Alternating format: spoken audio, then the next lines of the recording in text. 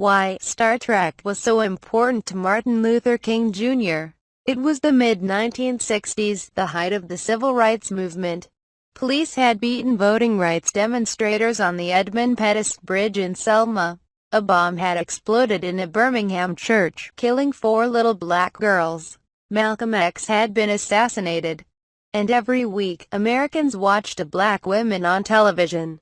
She was not a servant, but a lieutenant, fourth in command of a starship. Singer and actress Nichelle Nichols played the role of LT. Nyota Uhura on Star Trek, the original series, which turned 50 on Thursday. After the first season aired in 1966, Nichols had plans to quit the show to join a Broadway-bound production.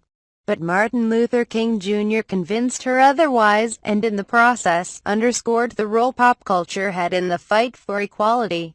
Nichols had just received the Broadway offer and told show creator Gene Roddenberry about her intentions to leave. She explained later in a TV Academy Foundation interview.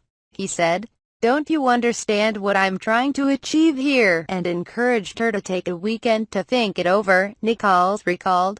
During that weekend, Nichols attended a Beverly Hills fundraiser where she was told about a Star Trek fan who was desperate to meet her. "I'm looking for a young man who's a Star Trek fan. So I turn and instead of a fin there's this face the world knows with this beautiful smile on it. It was King." How Star Trek embraced diversity 50 years ago, and continues to do so today, Nichols continued. "This man says, yes, Ms. Nichols, I am that fan. I am your best, greatest fan. And my family are your greatest fans. As a matter of fact, this is the only show that my wife Coretta and I will allow our little children to watch.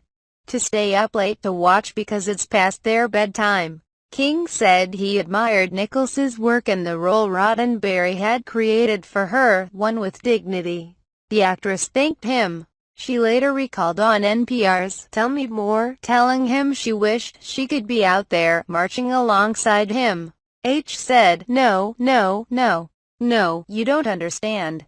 We don't need you to march. You are marching. You are reflecting what we are fighting for."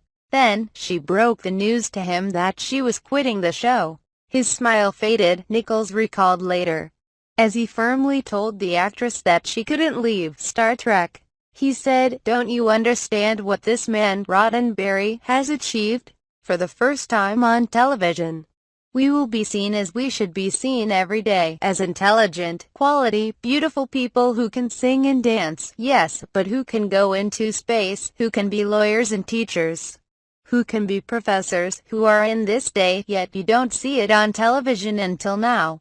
Nichols recalled in a later interview. He went on, "Gene Roddenberry has opened a door for the world to see us. If you leave, that door can be closed. Because, you see, your role is not a black role, it's not a female role. He can fill it with anything, including an alien." Nichols was left speechless. "I just stood there, realizing every word he was saying was the truth," she recalled. "And at that moment, the world tilted for me." A few days after that encounter, Nichols told Roddenberry what King had said. The Star Trek creator looked at Nichols, she recollected, and said, "God bless Drive. Martin Luther King. Somebody knows where I'm coming from." Nichols stayed on the show, and said she never regretted that life-altering decision.